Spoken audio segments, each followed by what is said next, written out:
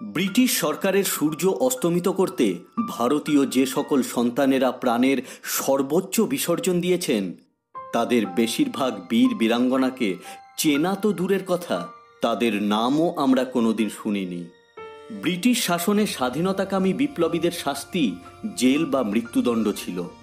এর থেকেও ভয়ঙ্কর ছিল কালাপানি। শহীদ হলে হয়তো মুক্তি পেতেন, কিন্তু জেলে বন্দি থাকা ছিল নরক যন্ত্রণা। আর সেলুলার জেলে বন্দি থাকা ছিল তার চেয়েও ভয়ঙ্কর। স্বাধীনতাকামী 795 জন ভারতীয়কে ব্রিটিশ সরকার শাস্তিস্বরূপ পাঠিয়ে দেয় কালাপানি নামক এই নরকে। এই 795 জন বিপ্লবীর মধ্যে 608 জন ছিলেন বাঙালি। হ্যাঁ, ঠিকই শুনেছেন, 795 জন বন্দির মধ্যে 608 জন ছিলেন বাঙালি। পড়েছেন ইতিহাসে? পড়েননি। সেলুলার জেলের এই নিষ্ঠুর অত্যাচার সহ্য করে কেউ পাগল হয়ে যান, কেউ আবার এমন নরক যন্ত্রণা সহ্য করতে না পেরে আত্মহত্যা করেন। ওই নারকীয় জীবনের থেকে মৃত্যুও ছিল অনেক সুখের। কাউকে বা ফাঁসিতে ঝুলিয়ে দেওয়া হয় ওখানেই, মৃতদেহ ছুঁড়ে ফেলে দেওয়া হয় সমুদ্রের জলে। এমনই একজন 22 বছর বয়সী বাঙালি সন্তান, যিনি স্বপ্ন দেখেছিলেন তার মাতৃভূমিকে স্বাধীন করবেন। শাস্তিস্বরূপ তাকে পাঠানো হয় সেলুলার জেল নামক ওই নরকে, যেখানে ভয়ঙ্কর অত্যাচার সহ্য করতে না পেরে তিনি আত্মহত্যা করে মুক্তির পথ বেছে নেন। এই নারকীয় জীবনের থেকে মৃত্যু তার কাছে অনেক সুখের বলে মনে হয়েছিল। ভারত মায়ের হতভাগ্য এই বিপ্লবী সন্তানের নাম ইন্দুভূষণ রায়। বর্তমান বাংলাদেশের খুলনাতে 1890 সালে জন্মগ্রহণ করেন ইন্দুভূষণ রায়।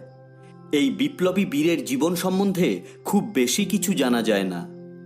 যতদূর জানা যায়, তিনি বিশেষ কোনো কারণে বাড়ি ছেড়ে কলকাতা চলে আসেন। না, তখনও তিনি বিপ্লবী দলে যোগ দেননি। কলকাতায় এসে তার পরিচয় হয় বিপ্লবী বারিন ঘোষের সাথে, অরবিন্দ ঘোষের ভাই বারিন ঘোষ। বারিন ঘোষের প্রভাবে ধীরে ধীরে যুবক ইন্দুভূষণের মধ্যে দেশ মাতৃকার প্রতি প্রেম গাঢ় হতে থাকে এবং আবেগপ্রবণ হয়ে পড়েন মাতৃভূমির উপর হওয়া অত্যাচার দেখে।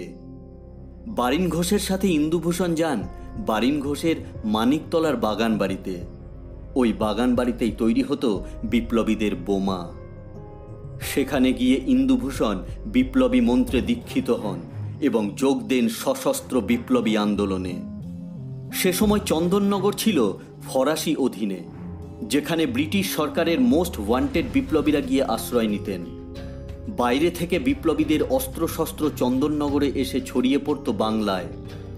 এত সুবিধার জন্য তখন চন্দননগর হয়ে উঠেছিল ভারতীয় বিপ্লবীদের সুরক্ষিত আশ্রয়স্থল। ভারতীয় সশস্ত্র বিপ্লবীরা একের পর এক ব্রিটিশ অফিসারদের হত্যা করে ব্রিটিশ সরকারের মনে আতঙ্ক তৈরি করে রেখেছিল। ব্রিটিশ সরকারের বড় মাথা ব্যথার কারণ হয়ে উঠেছিল ওই চন্দননগর। ফরাসি শাসিত চন্দননগরে তখন সেখানকার নাগরিকরা বৈধভাবে ডাকযোগে অস্ত্র সংগ্রহ করতে পারত। ব্রিটিশ শাসিত ভারতবর্ষের এক কোনায় ছোট্ট এই ফরাসি শহরে আগ্নেয়াস্ত্র অত্যন্ত সহজলভ্য হয়ে ওঠার কারণে ভারতীয় বিপ্লবীদের কাছে চন্দননগর ছিল অস্ত্রের প্রধান উৎস।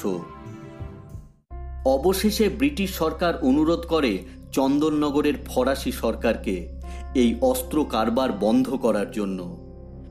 অনেক ভেবেচিন্তে তৎকালীন চন্দননগরের কমিশনার মিস্টার তারদিভাল এই বৈধ অস্ত্র সংগ্রহের চুক্তিতে লাগাম টানেন এবং অস্ত্র সংগ্রহ সীমিত করে দেন এবং ভারতীয় বিপ্লবীদের অস্ত্র সংগ্রহ বন্ধের জন্য কড়া ব্যবস্থা নেন। বিপ্লবীদের অস্ত্রের আমদানি প্রায় বন্ধ হয়ে যায়।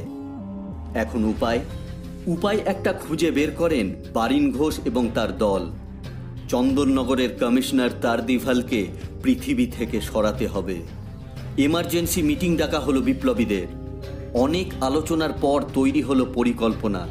ঠিক হলো বারীন্দ্র কুমারের অধীনে 5 জন বিপ্লবী চন্দননগরে গিয়ে কমিশনার তারদিভালকে হত্যা করে পথ পরিষ্কার করবেন। ইউরোপ থেকে বিশেষভাবে বোমা বানানোর ট্রেনিং নিয়ে আসেন বিপ্লবী হেমচন্দ্র দাস কানঙ্গ। তার উপর দায়িত্ব দেওয়া হলো তারদিভালকে হত্যার জন্য বোমা তৈরির। 11 এপ্রিল 1908 বারীন্দ্র কুমারের অধীনে 5 জন বিপ্লবী হেমচন্দ্র দাসের তৈরি বোমা নিয়ে চন্দননগরে পৌঁছলেন। কমিশনার সারাদিন বডিগার্ড নিয়ে ঘোরেন। পুলিশ বাহিনী থাকে তার আশেপাশে এবং কমিশনারের অফিস কড়া নিরাপত্তায় মোড়া। অফিসে বা বাইরে তাকে মারা সহজ হবে না। তাই ঠিক হলো কমিশনার তারদিভাল যখন রাতে তার বাসভবনে থাকবে তখন তাকে হত্যা করা হবে। সেদিন রাতেই তাদের কাজ হাসিল করতে হবে এবং যত তাড়াতাড়ি সম্ভব শহর ছেড়ে গা ঢাকা দিতে হবে। বারিন্দা ইন্দুভূষণের উপর দায়িত্ব দিলেন কমিশনারের উপর বোমা ছোঁড়ার। রাতের অন্ধকার গাঢ় হতেই সকলে উপস্থিত হলেন কমিশনারের বাসভবনের আশেপাশে। কমিশনার তারদিভাল খুব সম্ভবত তার রাতের আহার শেষ করে বারান্দায় পায়চারি করছিলেন চুরুট হাতে। বুঝতে পারেননি 5-6 জন যুবক তার মৃত্যুদূত হয়ে লুকিয়ে আছে বাড়ির পাঁচিলের পিছনে। ইন্দুভূষণের হাতে বোমা কয়েক মুহূর্তের মধ্যে সরে যাবে মাতৃভূমির স্বাধীনতার পথের আরেক কাঁটা। বারিন্দা ইশারা করতেই ইন্দুভূষণ এক লাফে পাঁচিলে উঠে চিৎকার করে বললেন, বন্দে মাতরম, এবং সঙ্গে সঙ্গে ছুঁড়লেন লোহার গোলকে মোড়া মৃত্যু কমিশনারের দিকে। সঙ্গে সঙ্গে বিপ্লবীরা ছুটলেন বিপরীত দিকে। কিন্তু এ কি, কমিশনার তো মরেনি। পাঁচিল থেকে কমিশনারের দূরত্ব বেশ কয়েক মিটার। 22 বছরের ইন্দুভূষণের হাতের জোর বোমাটিকে কমিশনার পর্যন্ত পৌঁছে দিতে পারেনি। অনেকটাই দূরে বোমা বিস্ফোরণ হয়েছে, আর উপায় নেই। ততক্ষণে বাড়ির নিরাপত্তারক্ষীরা অস্ত্র হাতে তৈরি হয়ে গেছে। পালানো ছাড়া আর কোনো উপায় নেই। এর কিছুদিন পরেই 1908 সালের 30 এপ্রিল বিহারের মুজাফফরপুরে কিংসফোর্ডকে হত্যা করতে গিয়ে 2 ইউরোপিয়ান মহিলাকে বোমা ছুঁড়ে হত্যা করে বসেন ক্ষুদিরাম বসু ও প্রফুল্ল চাকি। ব্রিটিশ সরকারের ভিত কেঁপে ওঠে। আতঙ্কিত ব্রিটিশ সরকার পাগল কুকুরের মতো ধরপাকড় শুরু করে। 2 মে 1908 32 নম্বর মুরারিপুকুর বাগানবাড়ি তল্লাশি করে ব্রিটিশ পুলিশ খুঁজে পায় আস্ত একটি বোমার কারখানা। সন্দেহভাজন সকলকে গ্রেপ্তার করা হয়। আর সবার সাথে গ্রেপ্তার হন ইন্দুভূষণ রায়। শুরু হয় বিখ্যাত আলিপুর বোমা মামলা। প্রায় 1 বছর বিচারের পর 6 মে 1909 সালে আলিপুর বোমা মামলার রায় ঘোষণা হয়। বারীন্দ্র কুমার ঘোষ ও উল্লাসকর দত্তকে ফাঁসির সাজা শোনানো হয়। উপেন্দ্রনাথ বন্দ্যোপাধ্যায়, হেমচন্দ্র দাস কানঙ্গ, বিভূতিভূষণ সরকার, বীরেন্দ্র সেন, সুধীর কুমার সরকার, ইন্দ্রনাথ নন্দী, অবিনাশ চন্দ্র ভট্টাচার্য, শৈলেন্দ্র বসু, ঋষিকেশ কাঞ্জিলাল সহ ইন্দুভূষণ রায়ের দ্বীপান্তরের সাজা হয়। পরে বারীন্দ্র কুমার ঘোষ ও উল্লাসকর দত্তের মৃত্যুদণ্ড রহিত করে তাদেরকে দ্বীপান্তরে পাঠানো হয়। শুরু হয় নরক যন্ত্রণা। প্রচণ্ড রোদে বন্দীদের হাড় ভাঙা খাটুনির পর জুটত পুলিশি অত্যাচার। তেলের ঘানি টানা, কাঠ কাটা, হাতে করে শুকনো নারকেলের ছোবড়া ছাড়ানো, যা শুনতে সহজ লাগলেও ছিল অতি নিষ্ঠুর কাজ। নির্দিষ্ট পরিমাণ কাজ করতে না পারলে হাত পা বেঁধে ফেলে রাখা হতো রোদে, বেঁধে চাবুক মারা হতো। হাতে করে নারকেলের ছোবড়া ছাড়াতে গেলে আঙুলের চামড়া ছিঁড়ে যেত, কিন্তু প্রতিদিন বন্দীদের কয়েক কেজি ছোবড়া ছাড়াতে হতো হাতে করে।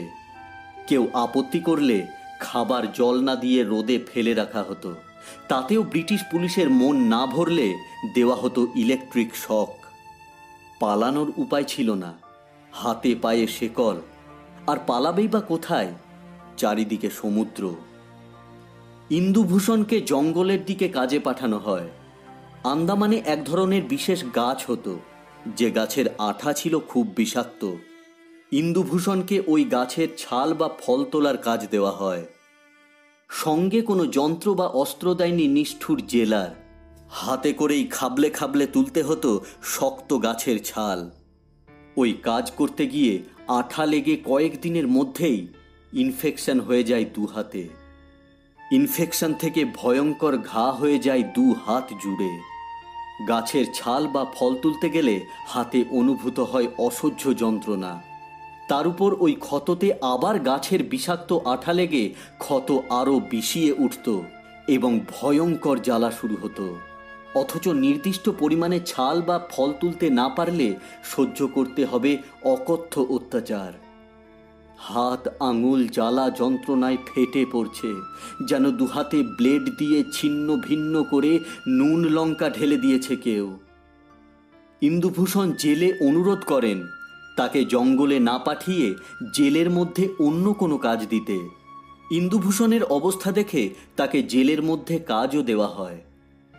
কিন্তু দুদিন পরেই নতুন নির্দেশ এলো, আসামিকে জঙ্গলে গিয়ে ওই কাজই করতে হবে।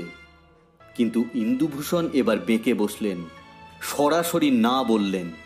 আমাকে জেলের ভিতরে কোনো কাজ দিন, জঙ্গলের ওই কাজ আমি করতে পারবো না। কিন্তু কে শোনে কার কথা?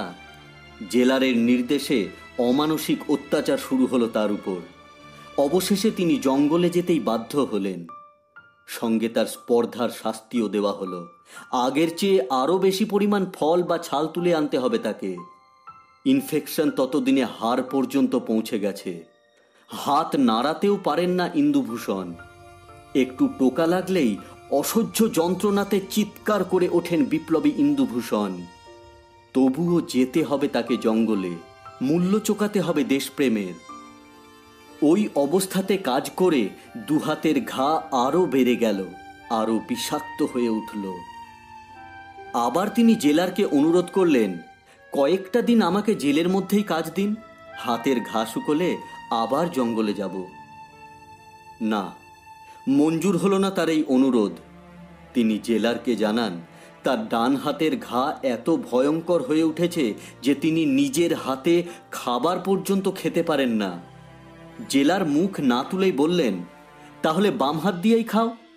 ইন্দুভূষণ তখন ক্ষত বিক্ষত বাম হাত তুলে দেখালেন। দু হাতেরই অবস্থা অত্যন্ত ভয়ঙ্কর। যন্ত্রণা আর সহ্য হচ্ছে না। দেশপ্রেম কি এতই সহজ বন্ধুরা? স্বাধীনতা কি এতটাই সস্তা?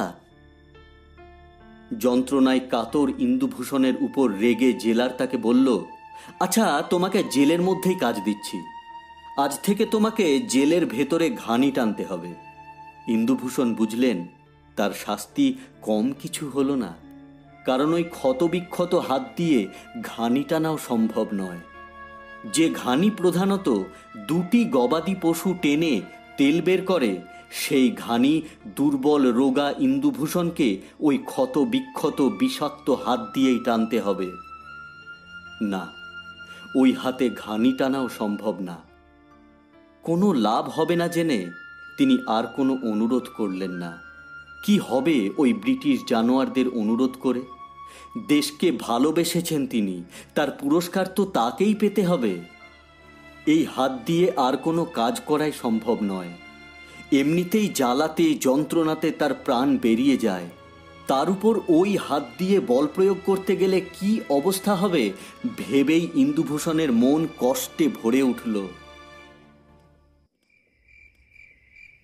সেদিন ছিল 1912 সালের 9 এপ্রিল, রাত্রিবেলা।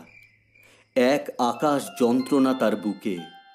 মাতৃভূমির চরণে নিয়োজিত প্রাণ এবার মুক্তি চায়।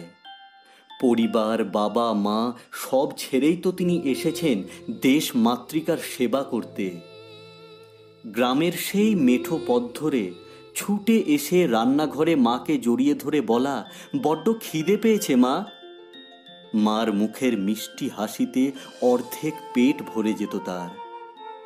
মায়ের হাতের বেড়ে দেওয়া গুড়মুড়ি, আলু পোস্ত, ভাত, বিউলির ডাল বড় মনে পড়ছে আজ তার।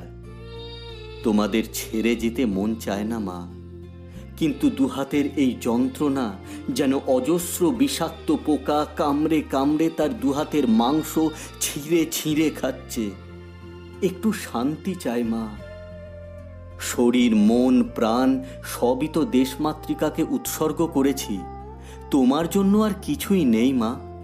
তোমার কাছে অপরাধী আমি, তোমার সন্তানকে ক্ষমা করতে পারো না মা?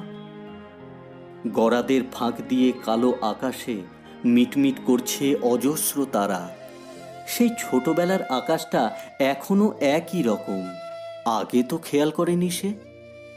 মনে অদ্ভুত এক অনুভূতি তার, মুক্তি। মায়ের মুখটা কি দেখতে পাচ্ছে সে কোনো তারাতে? আস্তে আস্তে উঠে গায়ের জামা খুলে ফেললেন ইন্দুভূষণ। ক্ষত বিক্ষত হাত আর দু পায়ের সাহায্যে জামাটাকে ছিঁড়ে ফেললেন আড়াআড়িভাবে। একটু পাকিয়ে নিয়ে লাফিয়ে অনেক চেষ্টা করে জানলার গরাদের সাথে বাঁধলেন। অপর প্রান্তে ফাঁস লাগিয়ে জড়িয়ে নিলেন গলার সাথে। জল খাওয়ার কলসিটার উপর উঠে দাঁড়ালেন।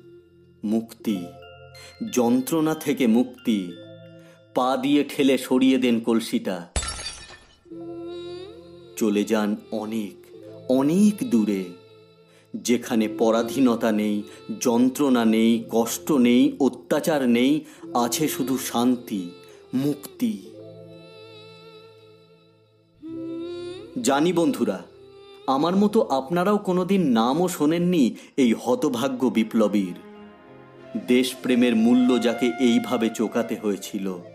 এত অত্যাচার, এত যন্ত্রণা, যার থেকে মৃত্যু অনেক সুখের, এমন অত্যাচার সহ্য করে যারা দেশকে স্বাধীন করে গেছেন, তাদের নামটা পর্যন্ত আমাদের জানানো হয় না। ইতিহাসে লেখা তো অনেক দূরের ব্যাপার।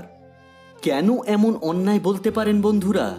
এই দেশের মাটিতে জন্মে কয়েক হাজার কিলোমিটার দূরে জন্তু জানোয়ারের মতো অত্যাচার মেনে নিতে হতো যাদের, তাদের জন্যই আজ আমরা স্বাধীন। এটা যারা লুকিয়ে রাখে তারা ওই অত্যাচারী ব্রিটিশদের থেকেই বা কম কিসের? বিপ্লবী ইন্দুভূষণ রায়ের এই কাহিনী ভালো লাগলে ভিডিওটি লাইক করুন, শেয়ার করে ছড়িয়ে দিন এবং চ্যানেলটিকে সাবস্ক্রাইব করে আমাদের সঙ্গে থাকুন। জয় হিন্দ, বন্দে মাতরম।